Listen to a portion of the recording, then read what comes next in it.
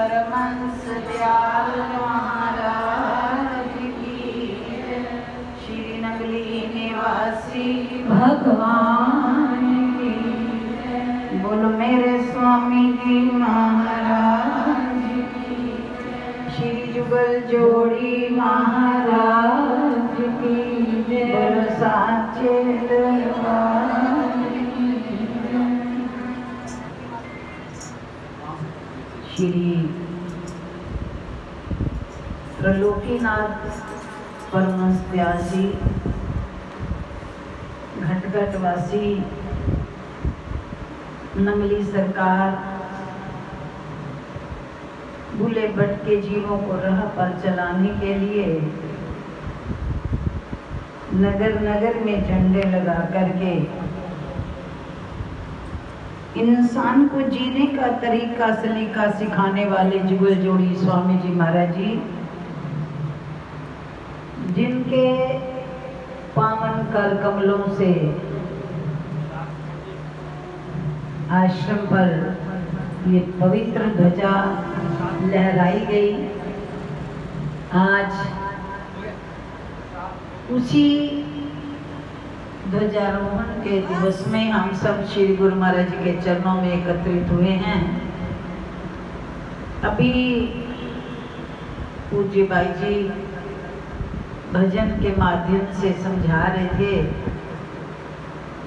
उनकी कदे ना होवे हार मेरा हो गईया। ये भी एक स्कूल है,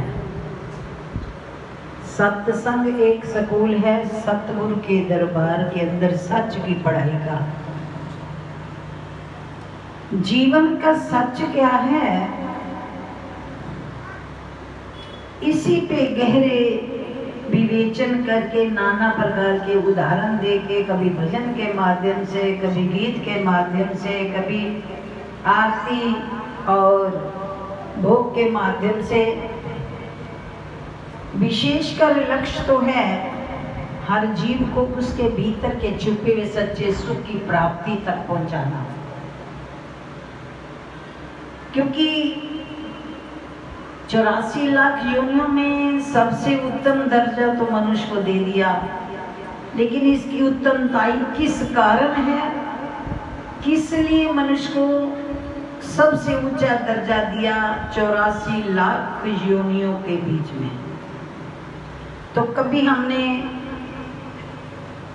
इस बात पर गौर नहीं किया कि इसकी विशेषता क्यों है और क्या कारण है इसे इतना उत्तम दर्जा मिला। किस विशेष कारण से ग्रंथों ने, संतों ने, फकीरों ने, योगियों ने, यतियों ने धार्मिक आध्यात्मिक जगत के अंदर जीव को जीवन की वास्तविकता का बोध कराने के लिए, आप देखो दुनिया के कोने कोने में सत्संग स्कूल, मंदिर, गुरुद्वारे बने। किसी भी मंदिर गुरुद्वारे में या संत महापुरुषों के माध्यम से हमें ये शिक्षाएं दी जाती सत्संग मंदिर में कि तुमने पैसा कैसे कमाना है। वो तो हमें कोई शिक्षा दे ना दे, हम एक दूसरे से देख के सीख जाते हैं। हमें कोई ज्ञान दे या ना दे, हम अपनी बुद्धि के द्वारा ही इस चीज पे गौर कर लेते हैं, फलाने ने ऐसे ऐसे करके पैसा कमा लिया, धनी बन गया। तो भाव कहने का कि और किसी चीज की प्राप्ति के लिए सत्संग नहीं है। सत्संग केवल जीवित जीवन को सुखी करने के लिए ही एक रास्ता बताया गया है। इस सत्संग रूपी स्कूल में उसे अपने आप को कैसे सुखी करना है। एक भजन तुक आती है वाणी में, मन जीते जग जीत। जिसने मन जीत लिया उसने जगत जीत लिया। दोहे में आता है ना महापुरुषों के, मन जीते जग जीत। जिसने मन को जीत लिया उसने पूरे संसार को जीत लिया। अब हम सोचेंगे कि मन हमने भी जीता हुआ है, लेकिन नहीं। बहुत बहुत गहरा विषय है मन। कहने में और समय आने पर इसको प्रैक्टिकल करने में अंतर है। जब वक्त आता है तब मन हमें एक ऐसा दगा दे जाता है, हम इस पर कभी गौर करते हैं? नहीं। तो महापुरुषों ने इस सत्संग रूपी स्कूल जो खोले, अब झंडा जो लगाया आश्रम में परम पूज्य जुगल जोड़ी स्वामी जी महाराज जी ने, ये किसके लिए बनाया आश्रम? खाने पीने नाचने कूदने के लिए? बोलो। आओ और इधर उधर की बातों में ध्यान दे करके 4 इधर की खबर ली, 5 उधर की दी, क्या इसलिए आश्रम बना? नहीं। विवेक के द्वारा विचार करके देखें, जो बच्चा स्कूल में जाता है, माता पिता उस पर मेहनत करके पैसा लगा के अपने खून पसीने की कमाई का धन जोड़ते हैं, बच्चे का एडमिशन कराते हैं कॉलेज में, बाहर भेजते हैं, प्रदेश में भेजते हैं, और प्रदेश में भेजकर उन्हें तसल्ली होती है कि मेरा बच्चा कुछ बनेगा। और जब पता लगता है कि बच्चा तो पढ़ाई की बजाय किसी और के चक्करों में अड़ गया, तो माता पिता के दिल पे क्या गुजरती है? कह पाए या ना कह पाए, लेकिन दिल पे गहरे सदमे लगते हैं कि मैंने तो पता नहीं इधर से पकड़ उधर से पकड़ उधर से पकड़ कैसे लाखों रुपए लगा करके बच्चे को स्कूल में एडमिशन कराया, किताबें दी, उसका सारा खर्चा झेला, लेकिन मुझे क्या पता था कि मेरा बच्चा मेरा नाम रोशन करेगा या मेरा नाक कटवाएगा।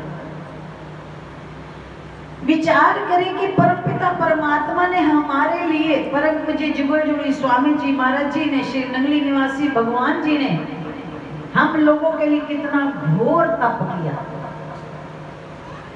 नीम के पत्ते 13 साल गुफा में बैठकर खाए।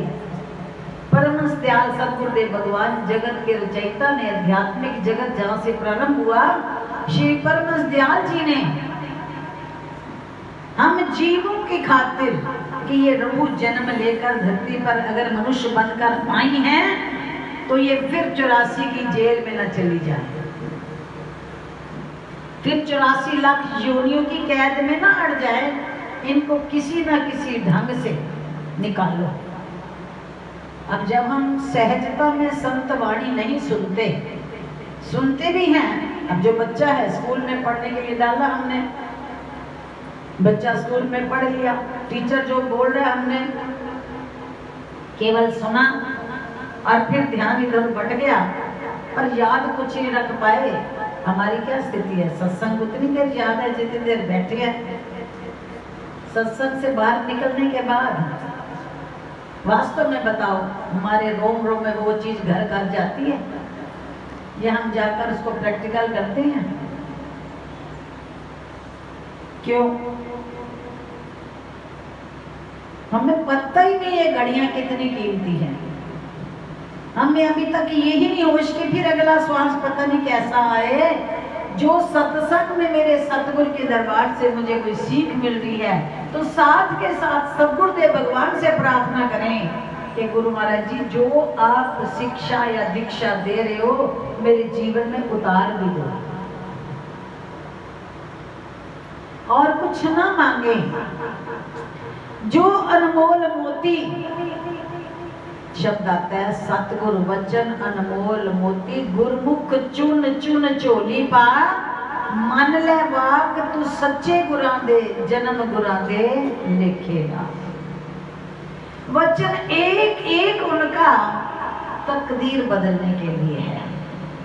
जब ये मौज में आकर के कुछ भी लुटाते हैं तो समझें कि ये कोई खास ही हमें अपनी कृपा देना चाहते हैं। हम उन वचनों को सुनने के बाद यही बल्ला झाड़ करके चले जाएं। कितना उन्होंने पुरुषार्थ किया हमें मानुष जन्म देने में, कितनी कृपा लुटाई उन्होंने हमें सत्संग तक लाने में, और कितनी दया करी उन्होंने हमें गुरमुख बना करके अपनी चरण शरण में लाने में। इतनी कृपा उन्होंने कर दी। अब इतनी कृपा उन्होंने कर दी, बाकी कृपा तो हमने अपने ऊपर आप करनी है ना।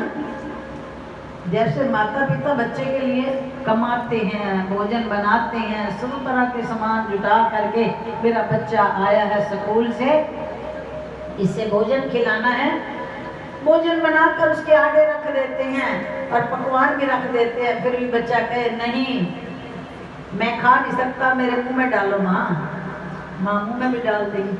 अब चबाओ भी आप, पेट मेरा भर जाए, चबाओ आप, पेट मेरा भर जाए। हमारी ये अवस्था है। गुरु कृपा ने हमें ये दरबार दे दिया, उन्होंने इतनी कृपा करी, हमें सत्संग का सहयोग दे दिया। अब सत्संग सुनने के बाद भी हम क्या कहते हैं कि गुरु महाराज आप ही कृपा कर दो ना, मेरे जीवन में उतर जाए।